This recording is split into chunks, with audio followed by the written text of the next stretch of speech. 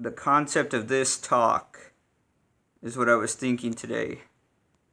And it's, why do we subconsciously or unconsciously avoid the sick and the elderly? What do you think? I'm not talking consciously. I'm talking, why do we avoid the sick and the elderly? Even if we love them. Why do we avoid them? And why do we just basically leave them for dead? There's a negative and a positive, and both are very powerful. Both. The positive is that we know that when we associate the people who are healthy, youthful, vibrant, then that's infectious.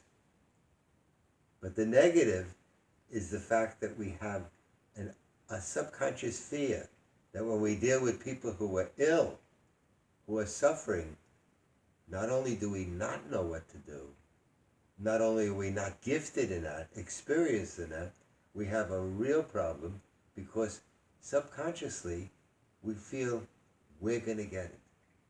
We're open to it. That if there is disease or illness or anything that's negative, that it's catching. We don't even think of it that way, but it's there. It's a fear that it's contagious. And this happens all the time after time. People like to be around vibrant, lively, healthy people, but they do not realize how much they're needed by the person who is ill. They don't realize it at all. It's a real problem. We had another time years before, because remember, I went through a 3-generation family. For 43 years, my mother-in-law lived in the same house as we did, and she was an influence on the children, 90% wonderful, 10% very dangerous. And I had to modify that. But the effect of living as a 3-generation family meant that the children were exposed to a continuity. So even when she was ill and she was fading, they still felt that we all belonged together. There was a closeness in a relationship that existed. And they're not afraid of a relationship to a sick person because they've been through it and they've seen the benefit of the love that can come when that's happening. You know, there were some experiments done in New York City years ago, many decades ago, in which children were taught how to sing in a chorus. And so were people in a home, elderly people. And they were taught the same songs. And after they were taught the songs, they were brought together. And what they shared by this young children, this young group of children, what happened when they were brought together was a remarkable thing, because both groups benefited so much. And we don't have those sort of things happening today. We've had people talking about setting up communities so that people would be living, and right nearby, maybe across the street, would be the generation that's just passed, that's elderly, so that they were near, so they were supportive, they were there. But that's been wiped out now because nobody talks about this. We have a behavior pattern that says, take the elderly, take the ill, put them away. It's like the beggars in the streets of New York. Make sure if they're begging, give them what they need, or some money or for alcohol, whatever it is. Get them into streets where they're not seen. So you end up with streets in New York where you know there are going to be people on the street begging who are unfortunate. Well, what about regarding the elderly? Why do we leave the elderly alone? What do we need? I don't understand. Why do we leave them alone? Why do we leave the elderly alone? Because of the things I said, that we always feel that it's going to rub off on us.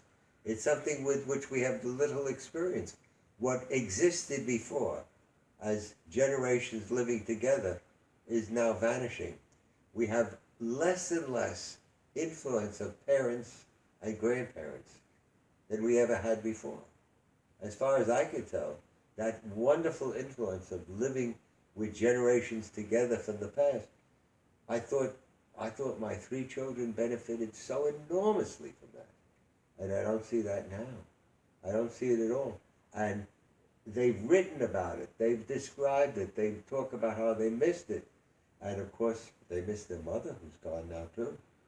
And they miss her terribly because they were most fortunate to have this closeness even after they got married. Even after. And even one of my daughters said, gee, I only wish I knew how Elizabeth did these paintings to make landscapes in watercolor so three-dimensional, which other people can't do well. She did it marvelously on some painting. She said, I don't know how she did it. And my answer to her was, it's too late. Because when you lived together, you could have asked her. When you painted with her, you could have asked her. Well, that's all. All this All is people, right? generations. And the generation is the fact is that when we get old, many of us get ill. Many of us are less able to do things. Well, why? It's like the man I spoke to on the phone before. When he retired, he planned to read all the works of one author he wanted to read. And now he doesn't read. He doesn't watch TV. All he does is eat and sleep. And he's declining. And I asked him about his children, etc. And it doesn't seem that they have much, except I can't ask directly too much, but I gather, yes, they'll have a visit. But that's the problem today. People don't take part in the lives of the ill and the elderly. That's what I'm saying. What is it that makes us subconsciously afraid of elderly it's not only people? the subconscious, but you also have to realize that we have a lack of time. We've created a busyness in our lives, much of which is artificial, and selected things that we want to do all the time that interfere with that. They don't allow it to happen. People just don't have room in their lives for those sort of things. And the people who are neglected, they show it in a terrible way. I remember seeing a program once in Canada where a woman was rather younger than the other people in a home. And she went to the home because she needed the support level. And that's where she was put. And when she went there, she said she couldn't stand the idea of watching these people. She felt these poor people are sitting in wheelchairs at the door, the big double doors to the cafeteria type where they were going to have their meal. And they were going to sit at tables and have their meal. And they would get there a half hour or 45 minutes ahead of time, just sitting in the wheelchair waiting for those doors to open. And it's all they could do because there was nothing else for them to do but to wait. And before you knew it, within a couple of weeks, I think it was a couple of weeks, that woman was doing the same thing. She sat in a wheelchair waiting at the doors, waiting if it opened so she could go and eat, because their lives were empty. They did not have the fulfillment of relationships. We now know that in the what's called the blue zone, where they're studying the people who lived over 100, that relationships to younger groups, they called it a tribe of young, is extraordinarily important if one wants to lead a long life. And how many people have a tribe of young people in part of their life? It doesn't have to be all the time. But my mother-in-law had that good fortune, and she lived to 94. Well, aside from the conscious, and even when she was ill, she had somebody there. Aside from the conscious thought of we're busy, we have stuff going on, we don't want to get sick, whatever it is. But regarding the elderly, why do we subconsciously? For exactly what I said, those reasons are the ones I think that are dominant. That we're almost, without thinking about it, we're almost afraid that we see it as that's what we'll be later. Or what they have may be contagious. What they have, even though it's not, there are things that they may be suffering from that are not, let's say, an autoimmune disease that's contagious. They may have something else that they're afraid of. Like the worst of all is what my aunt could only call the big C. She couldn't use the word cancer. She was so afraid of it, afraid of it. And it's amazing how people get fears of things for which they shouldn't be afraid because fear is their number one enemy. Then they can worry about their diet and the right sleep and the right hours and the circadian cycle. But they're not doing that. They're not covering the fear. Right now, I've had something happen to me that's a big disappointment. But the first thing I said to my children is, I'm not afraid because fear is my enemy. Therefore, I'm disappointed because I've had more than 3 outstanding years when I'm supposed to have died before then. Well, going back to that. So there we are. No, and going. My own children have very little time, although my one daughter would like me to move upstairs from where she lives. And I don't want to live there because New York City is not good for me. Well, aside from that, like when I met you, the neighbor Walt, he brought me over here, and it was like if it was his last time seeing you. Like he never intended to come back and see you because he thought you were sick, and that you were just gonna die. But it wasn't like. But he was the one who died. Yeah, no, it wasn't like, oh, let me come see him. Let me ask him how he's doing. It was just let me see him one more time, and that's it. Well, I have to say, Chris, that basically he probably thought that no longer would I be able to function at the level that I now function. But don't forget, I've been, other than this disappointment that I just had, I've had 3 years of steady improvement. I'm now driving where I couldn't drive for years. No, well, I'm able to do things again. He could not visualize that. If I told him I'm going to drive again, he would have denied it. He would have thought the decline is steady and it's catching. That's what it's going to happen to him. He doesn't want to see what's ahead of him. That's what I'm saying. What is it in human nature that makes us abandon people rather than be there even more? Which we talked about in the... We don't see people getting the great pleasure that I get when I talk to somebody and I said to the aide, the health aide, who's the man taking care of him, his name is Sam from Ghana, and I said to him, I want you to tell Paul, who was eating at the time, I don't want to bother him, but tell him I think you're terrific for him, absolutely terrific. And he put him on for a second so they would hear me say, he said, he wants me to tell you that I think that I'm terrific. And he laughed. He was a little embarrassed by it, but he was, because he knew how to deal with somebody who was now, instead of the vigorous person he was, he's trying to retain what he can do and trying to stay somewhat vigorous, but of course it's not there anymore. He could do very little other than sleep and eat. Do you think this... So who wants to be around somebody like that? No, this is what I'm saying, though. Do you think it's a conscious decision or a subconscious decision? I think that it's a mixture of both, especially with the idea that we are less able to give of ourselves than we were before. It's not built into us anymore. This is part of what's vanishing. Remember, I've been doing a book, which is just about complete, From My Era to Your Ear, in which I'm talking about the good and the bad in both periods. Because remember, I've lived, it will be 83 years next month.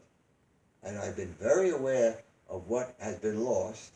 And also I'm very aware of what is gained today. And there are a few things that are better, but not enough to say it's good. I could go on for hours. Well, okay, yeah, perfect. What? So one of the things that is lost is what we're talking about now. No, and this is what people don't relate to those people. We only have a couple more minutes, but why is it that certain people, a small percentage, like, your friend who took you to this parties and all this stuff where everybody loved you, and how I don't think everybody. No, they were fascinated. Yeah, that's what I'm saying. Why is it that some people love being around older people and other people just don't want nothing to do with them? It's very rare for people to love being around old people. It isn't. Some people like to hear them. Most people don't. It's the same way as how the young today, they always love to reject what their parents would say. They would fight the ideas of their parents. They wanted to be their own boss. And of course, peer influence has become even more important than ever before. When I was young, I remember asking a whole group of 35 students once.